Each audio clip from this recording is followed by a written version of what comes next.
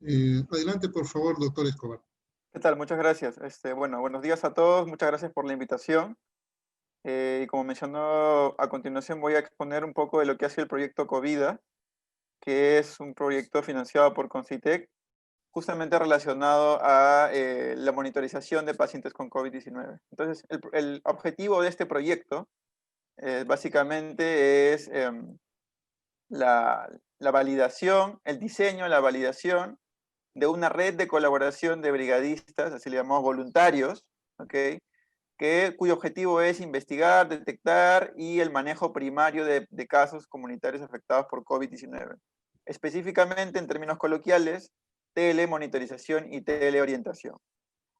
Entonces, este proyecto tuvo diversas fases desde su diseño hasta su implementación, ¿no? Y que básicamente se resumen en este gráfico. Entonces, el proyecto en sí tuvo 3 etapas. En la primera etapa, lo que se buscaba era hacer una evaluación formativa, ¿no? Una evaluación de campo, de más o menos es como evaluar el mercado, conocer a los usuarios, ¿no? Y en base a eso, ir diseñando el boceto de cómo sería este sistema de telemonitoreo. En la siguiente fase, además, en la fase número 2, añadimos además también el estudio de herramientas que permitan hacer este monitoreo a distancia, ¿no? Diseñar, validar herramientas. Y en la fase 3, ya con este conocimiento, hacer el diseño e implementación del programa, de este sistema de telemonitoreo como parte del proyecto COVID. Entonces, en la primera fase, como mencioné, este estudio formativo, ¿okay? Tenía como propósito hacer un análisis de la situación, de cómo los pacientes iban a ser monitorizados. Ojo que hay que acordarnos que el contexto de este proyecto tiene como objetivo, y justamente se desarrolló cuando la epidemia o la pandemia ya tomó un pico importante en el país. Entonces, al inicio quizá lo más importante era hacer detección de casos, pero en esta fase ya de explosión pandémica de la enfermedad, lo importante era no solamente que detectar pacientes, sino además que estos pacientes puedan ser atendidos oportunamente, porque había una gran mortalidad de pacientes con COVID-19. Entonces, el propósito de este sistema de monitoreo justamente es detectar oportunamente a que los pacientes puedan ser detectados, se les puede detectar signos de alarma para que se les informe y ellos oportunamente puedan acudir a un establecimiento de salud y no esperar hasta que estén en una situación de gravedad para recién hacerlo. Entonces, nuestros usuarios objetivos eran estos pacientes con COVID-19, ¿ok? A los que íbamos a monitorizar.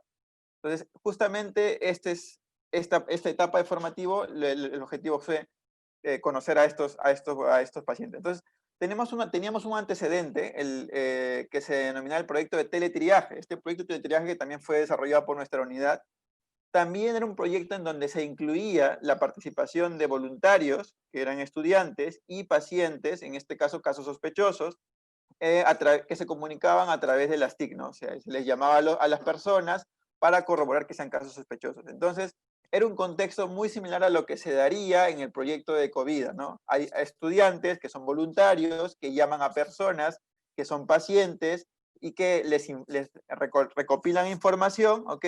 Y además les brindan orientación. Entonces, considerando las similaridades de estos programas, obviamente con cada uno con un objetivo diferente, pero las similaridades de estos programas, lo que se hizo fue justamente en este estudio formativo, fue abordar a estos voluntarios que participaron en este sistema de teletriaje y a los pacientes, ¿no? Que también participaron en este sistema para evaluar cuáles son las barreras, experiencias, barreras y fortalezas y posibles sugerencias del desarrollo de un sistema, vamos a ponerlo así, de un sistema de telemonitoreo y teleorientación por voluntariado, ¿no?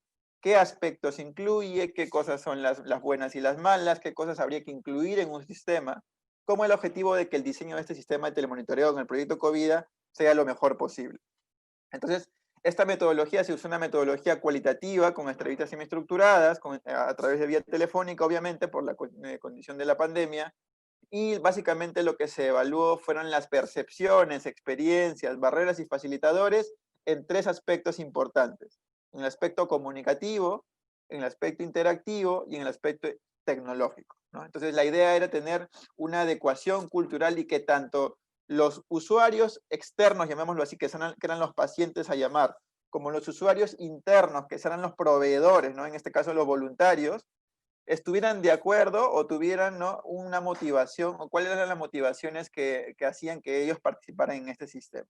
Entonces, en los pacientes se encontró, se hicieron 10 entrevistas y se encontró que la mayoría de voluntarios que llamaban daban un lenguaje claro, simple, útil. Entonces, estaban muy conformes con lo que los voluntarios, ¿cómo se llama?, respondían a través, la forma en cómo se expresaban.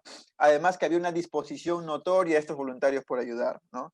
Y además un aspecto que no lo imaginamos ni lo pensamos, porque básicamente la labor del voluntario es recopilar información, es que el voluntario también servía como un acompañamiento emocional. Ellos lo veían de esa manera, porque les daba la información que hacía que ellos dejara su incertidumbre, porque básicamente el contacto del paciente era por la incertidumbre al no saber qué tiene o qué puede, o dónde puede ir o qué puede hacer, ¿no? Entonces, digamos, esa calma de la incertidumbre probablemente era expresada como acompañamiento emocional por parte de los voluntarios. Algunas cosas por mejorar, quizá algunas llamadas que se realizaban tarde, que demoraban demasiado o que eran demasiado repetidas. Y aquí era un aspecto importante porque algunas personas pensaban que las llamadas eran demasiado seguidas. Entonces, eso también habría que ver, si uno piensa hacer un sistema de monitoreo, pues hay que ver qué tiempo es el óptimo para que el paciente no considere que está siendo demasiado intrusivo, ¿no? Otra cosa que el paciente también le hubiera gustado es que se incluya la prescripción de medicamentos. Sin embargo, hay que acordarnos que este sistema es un sistema de telemonitoreo y teleorientación, ¿no? En donde básicamente el objetivo es dar información en base a la información, o sea, recopilar información y eso en base a eso dar información. La parte de prescripción médica y tratamiento ya compete a una labor asistencial como una teleconsulta o una teleinterconsulta, que no es el ámbito de este sistema. Entonces, una sugerencia que me mencionaron los pacientes es que, pues, primero, avisar previo a las llamadas para tener disposición, porque si bien ellos pueden decir yo estoy disponible a 1 hora, ¿ok? Al final puede que en ese momento en que los vayan a llamar no estén disponibles, así que es mejor hacer una llamada previa antes, ¿no? Por parte de los, bueno, además en el aspecto interactivo, encontraron, como mencioné, que la orientación, el monitoreo, el acompañamiento fue la parte más notable de estos sistemas, de salud, en este caso del triaje. Y bueno, quizá un poco de la incomodidad por cuando los llamaban diferentes voluntarios. Aquí es un aspecto importante también porque aquí, como son las labores de personas voluntarias, no siempre se puede contar con ellos todos los días. Por eso se incluyó un sistema dinámico en donde a un día llama un voluntario, otro día llama a otro voluntario. Sin embargo, por ahí el paciente, algunos de ellos me manifestaron incomodidad con eso. Y además porque no estaban, no todos, ¿cómo se llama?, conscientes de cuál era el rol del voluntario. Por eso algunos pensaban que podía prescribir medicamentos, cuando no. Y quizás eso tiene que ver también con que todavía en nuestro país no está muy difundido ese término de orientación, ¿no? No, todavía piensan que la teleorientación es teleatención, teleconsulta, y no necesariamente es así. El aspecto tecnológico se desarrolló de manera fluida y, o sea, no hubo ningún problema con respecto a las llamadas, el uso del celular, el uso de las aplicaciones, nada que ver. Ningún problema con ese sentido. Y obviamente también sugirieron apoyo psicológico, ¿ok? En esta parte, en este aspecto, incluyeron que dentro del sistema pudiera incluirse un tipo de apoyo psicológico por parte del voluntario y que además se permita la realización de videollamadas, ¿no? Porque eso también mejora, digamos, el contacto o la comunicación entre voluntario y paciente, ¿no? Al tener una cámara enfrente, ¿no? Respecto a los voluntarios, lo que se encontró que, pues primero ellos no encontraron dificultades con expresarse con los pacientes porque lo hacían básicamente en un lenguaje sencillo, ¿no? Además que encontraba que varios de ellos eran personas agradecidas, ¿no? Y eso retribuía en parte la labor, porque ojo que este es un voluntariado. Además también encontraron que las capacitaciones que ellos recibieron en su formación les resultaron útiles, ¿no? No solamente en la parte de servicio, no solo en la parte de conocimiento que ellos iban a dar, sino también en la capacitación que recibieron en las estrategias comunicacionales. O sea, no solamente decir qué es lo que vas a decir, sino cómo lo vas a decir, ¿no? Que eso también es un aspecto muy importante para ejercer una buena labor de voluntariado. No, algunos sí notaron que también, igual que los pacientes, que algunos estaban un poco incómodos porque lo llamaban constantemente y también cuando les pedían medicamentos, ¿no? En la parte del interactivo, digamos, quienes, ojo, muy importante, quienes tenían más predisposición por responder las llamadas, ¿no? por ser monitorizados o llamados, eran justamente aquellos pacientes que estaban más graves, ¿no? Inclusive algunos pacientes en estado leve mostraban cierta incomodidad, inclusive a veces cuando se los llamaba, ¿no? Y en el aspecto tecnológico, si bien algunos problemas se dieron con el uso de la aplicación, porque ellos usaban una aplicación para llamadas. Estos problemas fueron resueltos rápidamente, e incluso algunos que usaban simplemente un chip y un saldo también no tuvieron ningún problema con ese sistema tecnológico. Entonces, en base a esos conocimientos, nosotros ya lo que buscamos no solamente es tener el conocimiento de qué es lo que opinan los usuarios de este proyecto, sino qué herramientas utilizaremos en el proyecto. Entonces, en esta fase lo que se buscó, ¿cuál era el objetivo de esta fase? Era determinar herramientas que puedan ser usadas a distancia, que simulen, ¿no?, el uso de herramientas usadas de forma presencial. En este caso, por ejemplo, como queremos detectar signos de alarma, signos, ¿no?, síntomas síntomas graves que puedan requerir que el paciente vaya a un establecimiento de salud. Entonces, se evaluaron ¿cómo se llama? Algunos cuestionarios, ¿no? Cuestionarios relacionados que lo que buscaban era detectar personas con dificultad respiratoria. Entonces, como estudios, tuvieron algunos criterios de inclusión, ¿no? Y también tuvo un flujograma de realización el estudio, ¿no? Entonces, básicamente eran las dos pruebas que se iban a evaluar, el test de Rod y la escala de Red. Estas dos pruebas son cuestionarios que se realizan de forma telefónica y cuyo objetivo es detectar dificultad respiratoria o hipoxia. En este caso, comparadas comparación con pulsoximetría, y aquellos pacientes que no tenían pulsoximetría comparado con la dificultad respiratoria, o sea, con la presencia de la indicación de oxigenación por algún profesional de la salud, ¿no? Que era otra manera también de decir, oye, este paciente sí estuvo mal, ¿no? Era básicamente el test de referencia y el test de índice. Entonces, esto incluyó un flujograma de enrolamiento, ¿no? Que primero el paciente aceptaba, era un consentimiento, porque esto era un estudio propiamente, ¿no? Luego de esto, el de consentimiento, ya se le hacía el seguimiento y se le tomaba una prueba u otra, ¿no? Porque eran las dos pruebas que iban a ser evaluadas, y estas pruebas iban a ser comparadas con un test de referencia que, como mencioné, era o pulsoximetría o haber recibido oxigenación en el día anterior, ¿no? Entonces, este estudio actualmente todavía sigue en análisis y todavía estamos en proceso de estimar cuál es el resultado específico de la sensibilidad y especificidad de estas pruebas, ¿ok? Porque recién hace unas semanas hemos terminado el conteo y estamos justamente procesando la información. Entonces, ahorita estamos justamente determinando, ¿cómo se llama? La utilidad de estas escalas que estamos evaluando.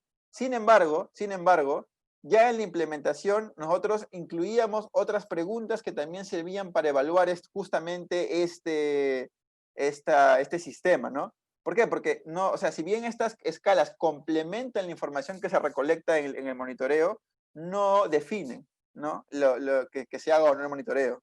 ¿Por qué? Porque dentro de la encuesta, del formulario de monitoreo que hacemos a los pacientes, preguntamos otras cosas que también son indicatorias de ¿cómo se llama?, de una dificultad respiratoria. Por ejemplo, presencia de signos de alarma, ¿no? Presencia ¿cómo se llama?, de algún signo o un síntoma que, definido por la Dirección de Epidemiología de nuestro país, está definido como un signo de alarma que merece, ¿no?, que el paciente vaya a un establecimiento de salud. Entonces, también algunos tenían pulsoximetría. Entonces, habían varias preguntas que también permitían que los voluntarios orienten a los pacientes, independientemente de estas dos escalas, cuyo objetivo era complementar, ¿no?, la información recolectada en la monitorización. Entonces, en esta fase 3 ya el objetivo era hacer la implementación en campo, ¿no? Iniciar con el proceso de monitoreo y ejecutar y probar en campo cómo funciona este sistema diseñado. Entonces, este sistema, el objetivo era implementar y evaluar el sistema de telemonitoreo, y se empezó con una convocatoria. Primero una convocatoria de voluntarios, ¿no? Se utilizaron varios medios, se utilizaron redes sociales, se utilizaron noticias, ¿no? Y afortunadamente hubo una gran acogida, se llegaron ¿cómo se llama? A enrolar casi más de 4.000 interesados en apoyar en el voluntariado, ¿no? O sea, tuvo una gran convocatoria a nivel nacional y justamente tiene relación con esto, ¿no? Que muchos de los profesionales recién egresados y estudiantes, pues tienen esa predisposición. Y hay estudios previos que señalan que estudiantes de últimos años tienen predisposición de ayudar justamente en situaciones de pandemia, ¿no? Y esto justamente lo refleja, ¿no? La gran convocatoria que se tuvo en ese momento. Además, también, obviamente, necesitamos no solamente los usuarios, los proveedores, sino también a los pacientes. Entonces, también se implementaron varias estrategias de comunicación y difusión de este proyecto, como el objetivo de captar pacientes que puedan ser monitorizados, ¿no? Entonces, aquí se usaron redes sociales, ¿no? Se usaron páginas web, se usaron diferentes tipos de medios para captar pacientes. Además, bueno, inicialmente el programa, bueno, cuando a mediados de año, cuando había una gran cantidad de pacientes, o de personas, estaba la explosión de pacientes, de casos en el país, pues había una gran convocatoria y hubo un gran ingreso de pacientes. Sin embargo, conforme fue, digamos, decayendo la pandemia, también fueron decayendo los pacientes que fueron enrolados. Entonces, ante eso, y como viendo que pues, la cantidad de pacientes incluidos dentro del proyecto iba disminuyendo, entonces lo que fuimos es a pelear, como estábamos este proyecto es un proyecto en colaboración con el INS, lo propusimos al INS fue incluir la publicidad de este proyecto en uno de los sistemas de información que el INS maneja.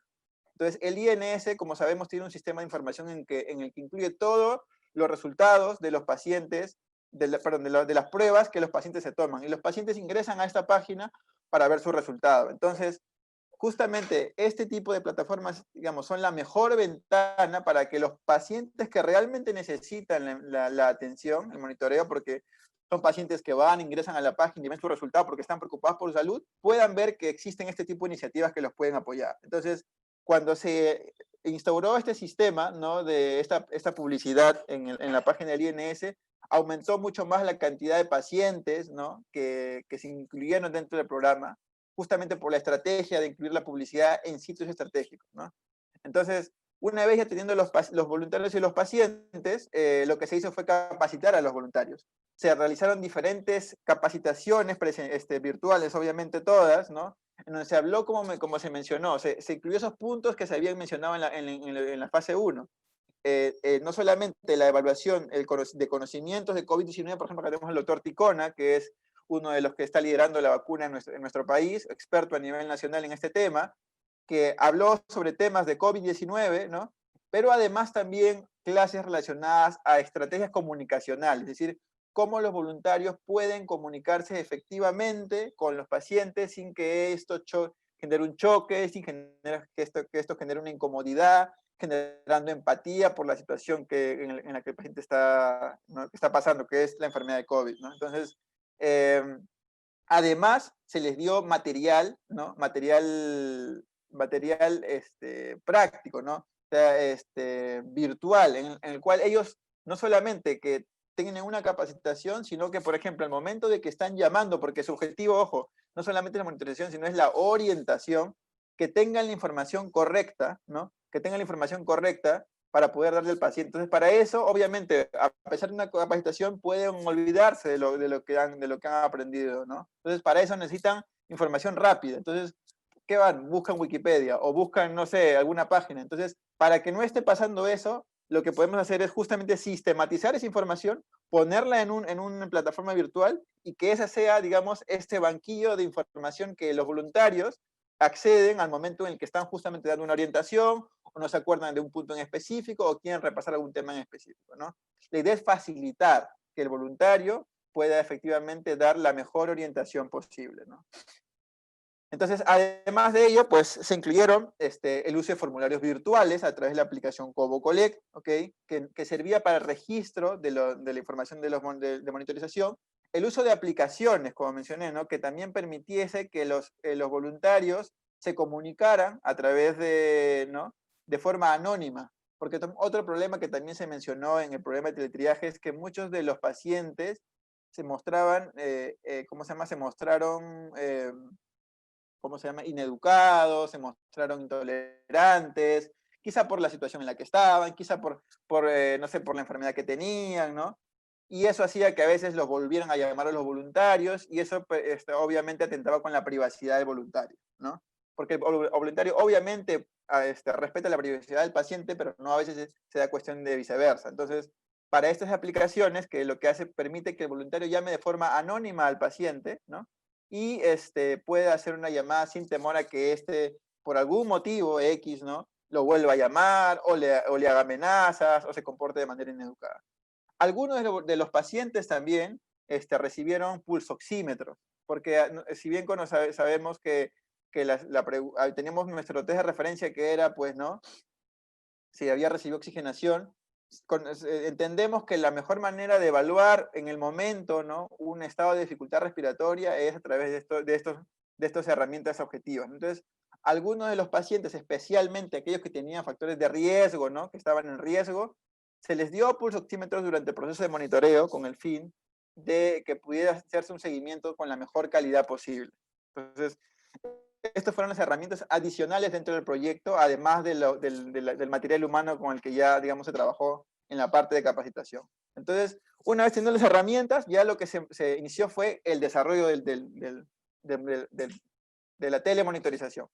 Entonces, este sistema tenía básicamente 4 ejes, que empezaba obviamente desde el voluntario, que es quien hacía directamente la llamada con el paciente, y este voluntario era justamente monitorizado o supervisado directamente por un personal coordinador o monitor. Entonces, coordinador o monitor lo que hacía era asignarle a los pacientes al voluntario, monitorizar de que no tengan dudas, ¿no? Que no les falte nada, para que cuando ellos hagan la monitorización no solamente la hagan bien, no solamente estén cómodos, sino la hagan bien, ¿ok? Pero además también había un equipo de soporte, ¿no? Un equipo de soporte medio que estaba detrás de ellos, ¿no?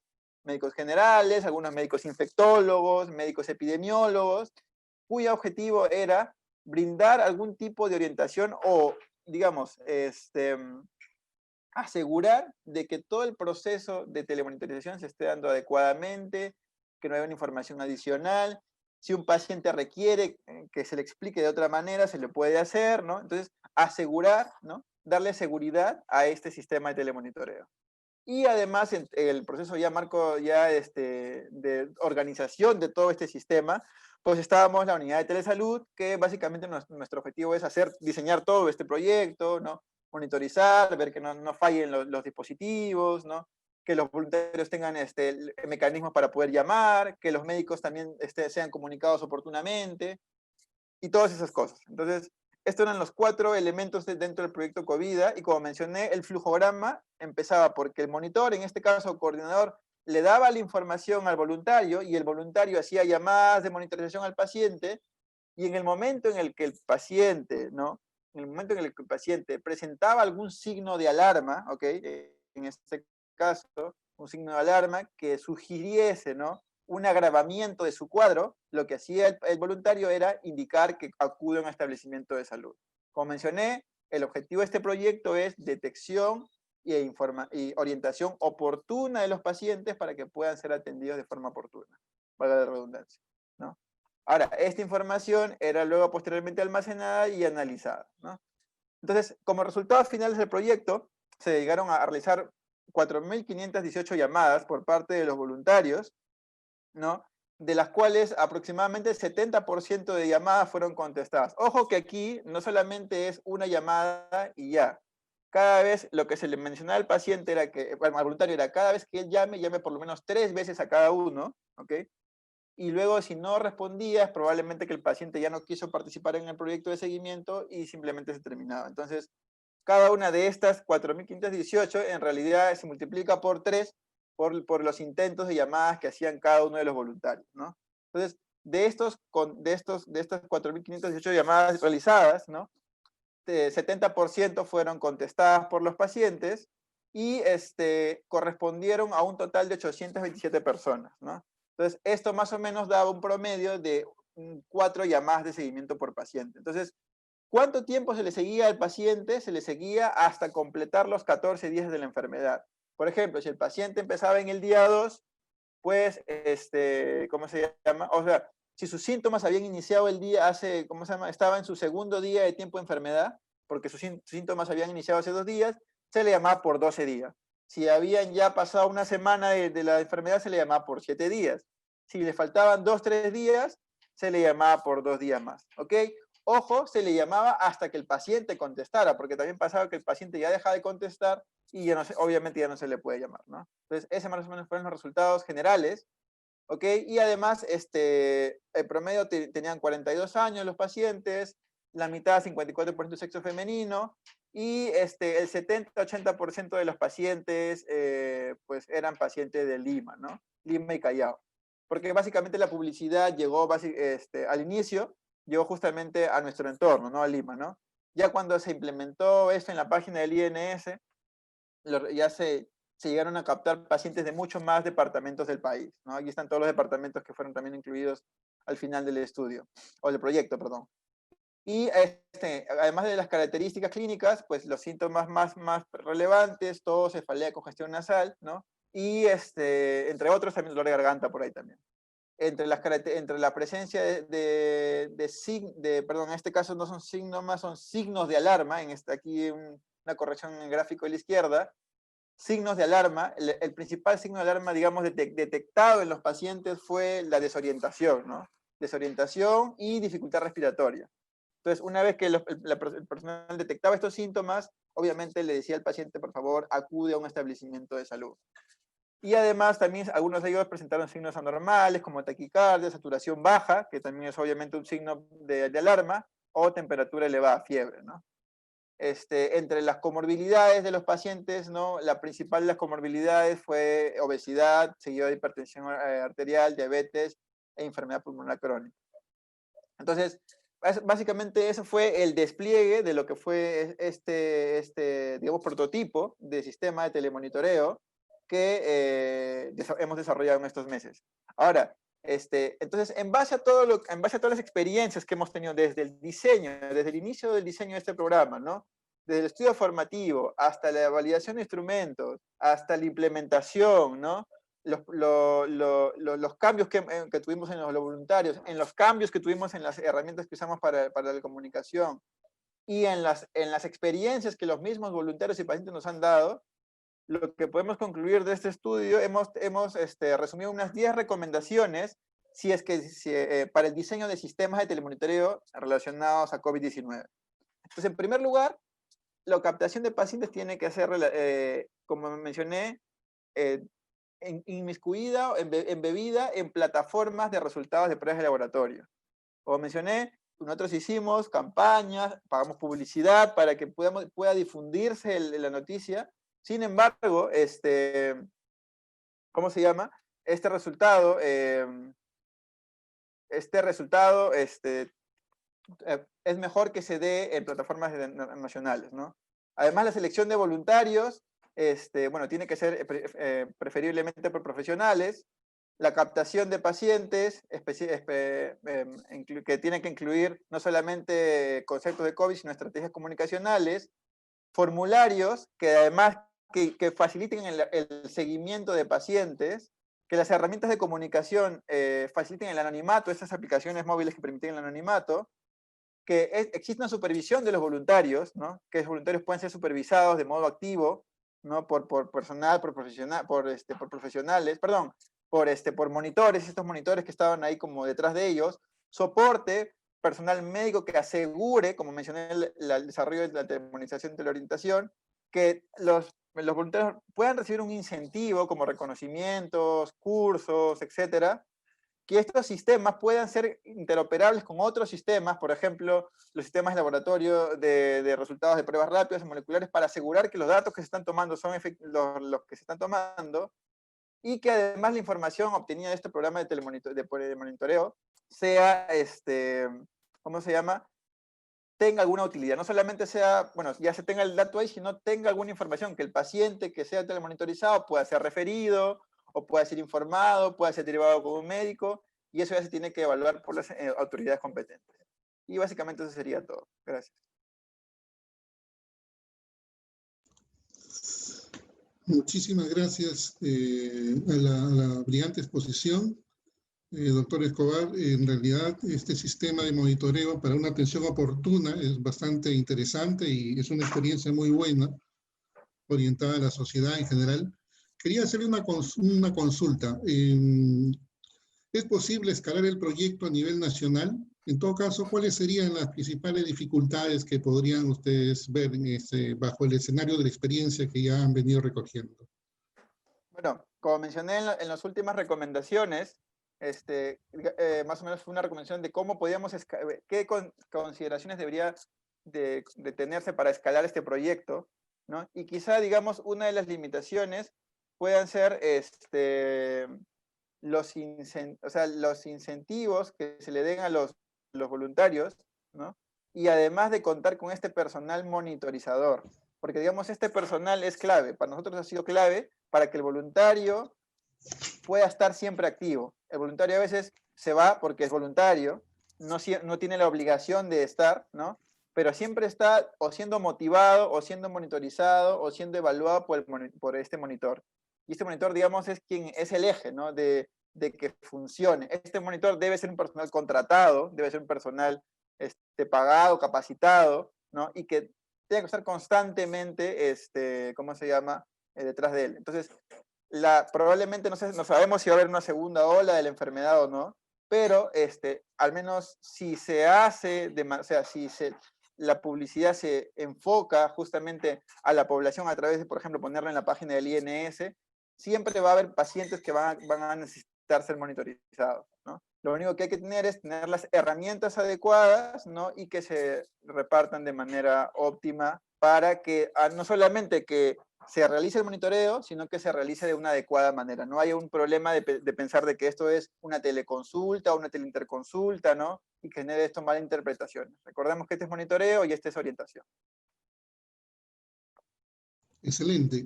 Una segunda pregunta que nos hacen de las redes es la siguiente. ¿Ese sistema de telemonitoreo puede ser replicado en otros aspectos sanitarios, como por ejemplo tuberculosis, anemia y otros? Justamente el estudio formativo que nosotros hicimos, no solamente, o sea, fue en el contexto de la pandemia, ¿ok? Sin embargo, el objetivo era evaluar las experiencias de un voluntario y de un paciente en el contexto de un sistema de monitoreo por voluntariado. No, ahí no mencioné el término COVID-19, no se mencionó COVID-19, se mencionó un sistema de voluntariado. Entonces, tranquilamente, cualquier otro sistema, ¿no? De telemonitoreo, ¿no? Relacionado al monitoreo de enfermedades por voluntarios, yo creo que este sistema, si no es que casi todo, ¿no? La gran mayoría de elementos incluidos en este proyecto podrían ser, digamos, traslapados para otras enfermedades también, ¿no?